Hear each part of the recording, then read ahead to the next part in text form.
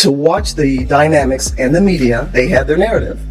And I was pleased and proud to see the narrative wasn't. If Caitlin Clark and Fever fans didn't already love Cheryl Miller, they're going to love her even more now after she was on All the Smoke and wanted smoke with any Caitlin. Basketball legend Cheryl Miller just dropped some serious truth bombs about coaching Caitlin Clark that nobody saw coming. Miller, one of the greatest players ever and sister to NBA legend Reggie Miller, finally broke her silence on what really happened behind closed doors. The media narrative is completely... The WNBA All-Star game. You spent some time with Caitlin Clark. Best coaching job ever! Best coaching job Best coaching job ever! Being around Caitlin Clark, how was the experience for her? She's such a big star. I mean, the sky's the limit for her. To be around her, just talk about the type of person she is, how much she loves the game. I'm going to be honest because it needs to be said. I can relate to that young lady, and I felt for her. Mm-hmm. I know what it's like to be hated. I know what it's like to be a black woman and hated because of my skin color. Yeah. I can't imagine this young lady, now I don't want to use hate, but despised. And people just having, and look, she brought some on herself a little bit because she's cocky for a good reason. Confident. And I love that about her. But to watch the dynamics and the media, they had their narrative. And I was pleased and proud. Two basketball geniuses connected. Something magical happened that shocked everyone watching. Their chemistry was undeniable, and the results speak for themselves. Miller's candid comments from her recent All the Smoke podcast appearance reveal exactly why this pairing stunned the basketball world and what it means for the future of women's basketball. There seemed to be a bit of a bond between Clark and Miller. Obviously, Cheryl Miller, one of the most prominent women's basketball players of all time in her day. The brother of Reggie Miller, so it has been around the game in the limelight, and has coached, has done it all. And when she coached at the WNBA All-Star game, of course, her and Clark had a little bit of a rapport and a vibe. We're breaking down Cheryl Miller's explosive interview on the All the Smoke podcast with Matt Barnes and Steven Jackson, where she held absolutely nothing back about coaching Caitlin Clark. And trust me, what she revealed is going to change how you see both of these incredible basketball minds. There was this clip that went viral after one of Caitlin Clark's games. Cheryl Miller was there, and Caitlin ran up to her. Cheryl gave her some words and told her that she had a great game and gave her a big hug. In that time, when that moment happened, it really did feel like the world was against Caitlin. There's a lot of these media narratives going around, and so a lot of people who are fans of Caitlin Clark and thought that she maybe deserved better and didn't deserve some of these narratives that were going around, they thought that was a really wholesome clip, and a lot of people were praising Cheryl Miller, like, thank you for at least standing up for her in a time where it didn't feel like anybody else was. And so I like that, Cheryl Miller basically said, I saw. First, let's put this into context. Cheryl Miller isn't just any basketball figure. She's royalty, an NCAA champion, Olympic gold medalist, Hall of Famer, and widely considered one of the greatest to ever touch a basketball. Some even say she was better than her brother Reggie, who's among the NBA's top 100 players of all time. Her basketball IQ and understanding of the game are on another level entirely. When Miller was announced as the coach for the WNBA All-Star team featuring Caitlin Clark, fans went crazy with excitement. This pairing seemed like a basketball match made in heaven, but nobody expected.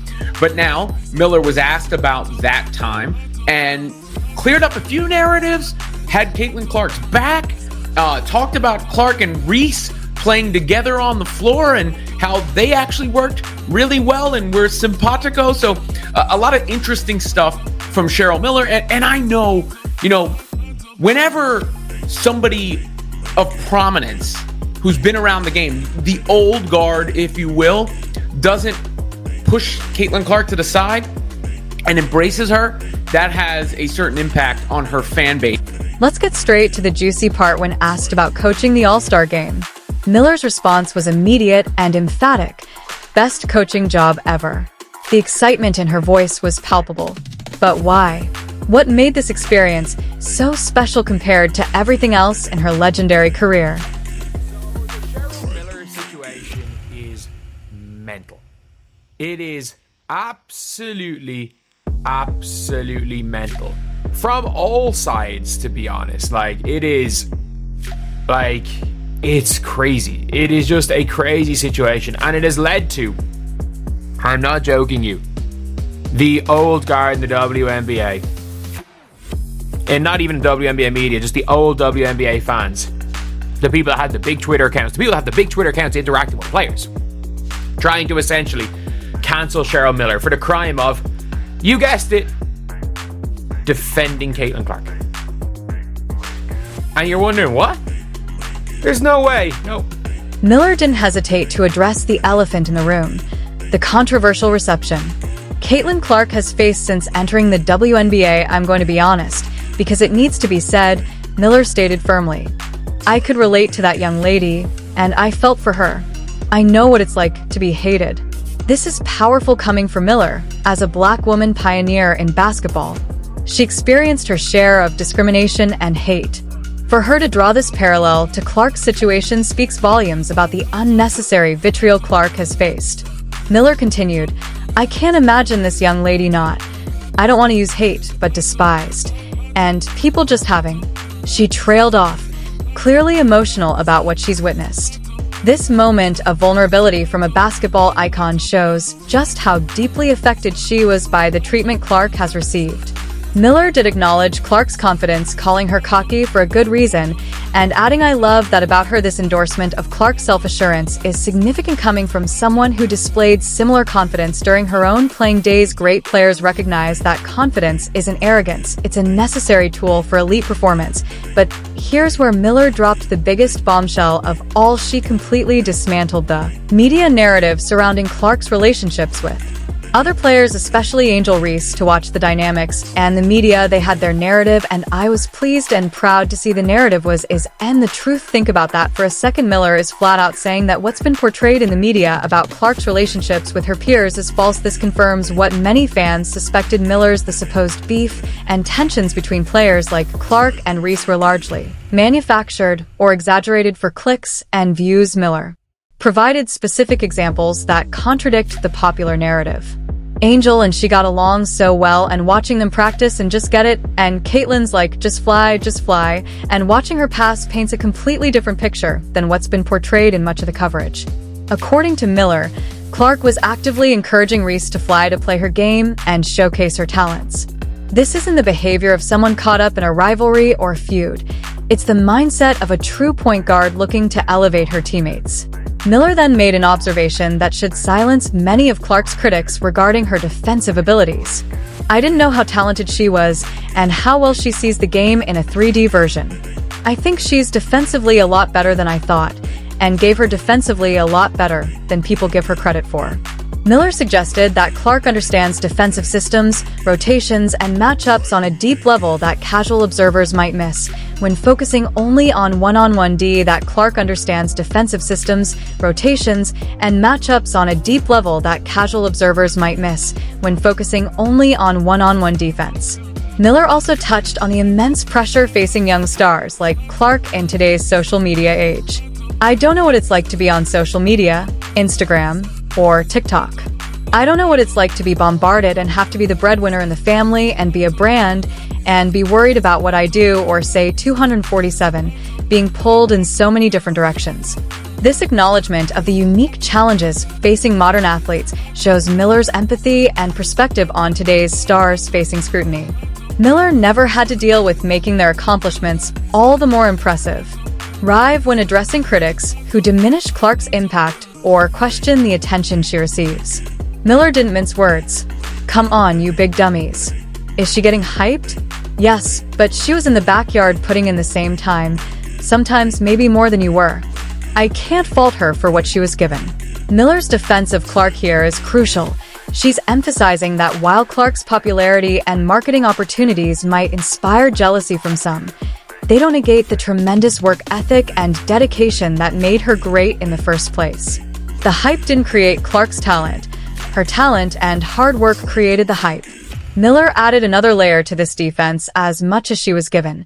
You can't tell me if that door would have swung the other way where she didn't live up to the hype, suggesting that some critics are still waiting for it to fall, expecting or perhaps even hoping for Clark to fail. Miller called out this hypocrisy directly. You big dummies, you getting paid now, right? Can everybody now pull up their chair and have a seat? This reminds us that the rising tide of attention on the WNBA is lifting all boats. All players are benefiting from increased viewership, attendance, and contract values. The business side of the WNBA has improved dramatically since Clark's arrival. One of the most powerful moments came when Steven Jackson asked Miller about any correlation between the Clark-Reese dynamic and the legendary Magic Johnson Larry Bird rivalry that transformed the NBA in the 1980s. Miller didn't hesitate. "Oh, absolutely, absolutely," she elaborated. "I'm sure that Larry and I viewed it to laugh at, white against black. They loved each other. East Coast and West Coast loved each other and respected one another, and understood that this rivalry, this tension, whatever it was for the betterment of the game, but they never got caught up in it." This historical perspective is invaluable.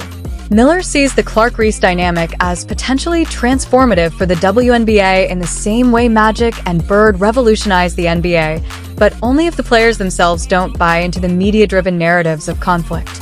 The podcast hosts asked Miller if she'd consider returning to coaching full-time, perhaps even taking the helm of Clark's Indiana Fever.